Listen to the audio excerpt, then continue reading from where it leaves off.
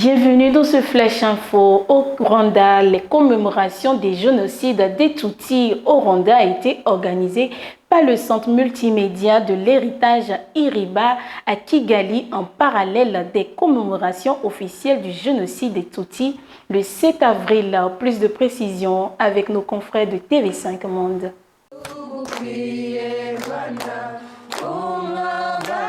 Derrière ces rideaux, une cinquantaine de personnes se sont réunies en parallèle des commémorations officielles du génocide des Tutsis au Rwanda.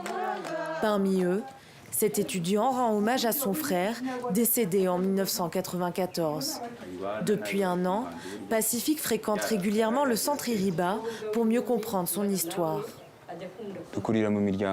Quand on essaie de poser la question à nos parents, ils répondent que ce n'est pas encore le moment, qu'on étudiera ça à l'école. Ils restent silencieux. Le centre Iriba offre un espace de parole précieux et rare au Rwanda, parfois surnommé le pays du silence. Ici, chaque génération est libre de prendre la parole pour témoigner. Pour cette femme rescapée des massacres, c'est un remède. Ici, nous discutons. Parfois, nous rions, sourions, et après ces discussions, on se sent apaisé. Alors que dans la campagne, à Gisozi, les cercueils peuvent être ouverts, ce qui peut créer beaucoup de traumatismes. Les ambulances emmènent les gens à l'hôpital. Certains développent de la colère, de la haine, alors que c'est ce que nous combattons. Dans cette salle, des Rwandais au destin différent, des survivants, mais aussi des enfants de génocidaires. Pour cette rescapée, se confronter à cette présence l'a aidé dans sa reconstruction. Je n'aimais pas vraiment l'idée de me retrouver avec ces gens à mes côtés. Ça m'était difficile et insupportable. Mais avec l'accompagnement que j'ai eu ici, avec le travail, les échanges réguliers, j'ai fini par comprendre qu'eux aussi portent des blessures. Et franchement, j'éprouve maintenant une réelle sympathie pour eux. Pour la fondatrice du centre, rassembler survivants et enfants de génocidaires est crucial, mais elle déplore un manque de moyens. On ne trouve pas facilement de soutien. Donc, on a beaucoup plus de monde qui demande et qu'est-ce qu'on peut faire. C'est des besoins réels, sauf qu'on n'a pas toujours les moyens de l'assurer. 31 ans après le génocide des Tutsis au Rwanda, l'enjeu reste le même, transmettre pour ne jamais oublier. Retour à présent sur ce plateau. En éducation, le coding et l'anglais vont devenir incontournables dans les universités togolaises. Dès la rentrée prochaine, tous les étudiants, quelle que soit leur filière, devront suivre entre 5 heures et 6 heures hebdomadaires dédiées à la programmation informatique et à l'apprentissage de l'anglais. Cette réforme ambitieuse est portée par le ministère de l'économie numérique en lien avec celui de l'enseignement supérieur dans le cadre d'un vaste chantier de modernisation du système universitaire. Ce virage stratégique vise à armer les étudiants pour les métiers de demain dans un monde de plus en plus dominé par les services digitaux et la mondialisation des compétences. En Centrafrique, le ballet international fait figure de gardien des danses traditionnelles de Centrafrique. Ces danseuses et danseurs parcourent le pays pour montrer les richesses chorégraphiques du pays. Suivez plutôt ce reportage signé TV5 Monde. Ultime répétition, cachée dans un recoin de la cour de l'école de Bouboui.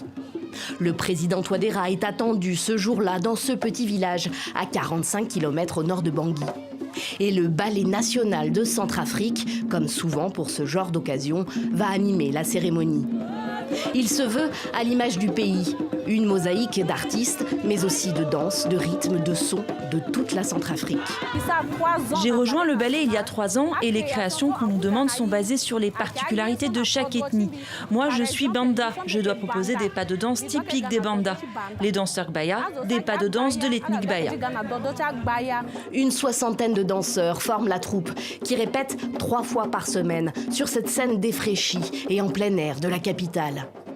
Ce jour-là, il travaille une chorégraphie inspirée du Moten Guéné, la danse des chenilles, typique du sud du pays, où ces insectes font partie des mets traditionnels. Le chorégraphe du Ballet national a une mission, faire vivre l'héritage des danses traditionnelles des ethnies de son pays qu'il ne cesse de parcourir. C'est d'y aller dans des arrière-pays, différents pays, pour trouver des pas de danse, des différents pas de danse de la République centrafricaine, afin de monter un spectacle et que ça soit le pluriel de la culture centrafricaine. Si le Ballet national existe depuis la fin des années 1960, il a rejoint en 2021, aux côtés de musiciens et de comédiens, un ensemble artistique national. Et depuis le début de l'année, tous ces artistes sont fonctionnaires, payés 76 000 francs CFA par mois, environ 115 €, un peu plus du double du salaire minimum dans le pays. Un nouveau statut qui les sort de la précarité et leur permet de se donner à fond, bien au-delà de la seule danse. La danse traditionnelle nous a permis de réunir. Exemple, d'après les guerres qui viennent de passer, il y a des différentes ethnies qui sont départagées. À travers cette danse traditionnelle, nous étions tous réunis de différentes ethnies. Donc ça veut dire que la danse est une manière de se communiquer entre nous. Et c'est vraiment une bonne chose de se réunir et partager ce que nous en avons entre nous. L'État a aussi donné au Ballet national une mission d'archivage des rites, gestes et sons qui autrefois rythmaient la vie des communautés dans les villages centrafricains. Il se produit parfois dans des festivals sur le continent et se déplacera jusqu'au Japon en octobre pour l'exposition universelle. Retour à présent sur ce plateau, direction Lomé confirme enfin son rôle de hub aérien régional. L'aéroport international Gnassingbé Eyadema, AIGE de Lomé, a franchi un cap symbolique en 2024 en accueillant 1 506 946 passagers, selon les données de l'aviation civile. Ce chiffre marque une hausse de 6,2% par rapport à 2023 et permet au Togo d'atteindre avec une année d'avance son objectif de 1,5 million de passagers initialement fixé pour 2025. Cette performance s'explique par l'expansion du réseau aérien à partir de Lomé, notamment grâce à iSky et Ethiopian Airlines qui ont ouvert et renforcé plusieurs lignes. La compagnie Lisa Aviation, spécialisée dans l'aviation d'affaires, a également contribué à la croissance du trafic sous-régional. Mortalité maternelle, un décès toutes les 2 minutes. Dans le monde, 260 000 femmes sont mortes à la suite de complications liées à la grossesse ou à l'accouchement en 2023, soit un décès toutes les 2 minutes selon l'OMS. Si le taux de mortalité maternelle a baissé au cours des dernières décennies, ces progrès se retrouvent aujourd'hui menacés par les coupes dans l'aide humanitaire qui sapent les services de santé. Et voilà, c'est tout pour le Flash Info d'aujourd'hui. Merci de nous avoir suivis. D'ici là, restez branchés sur Perfect TV.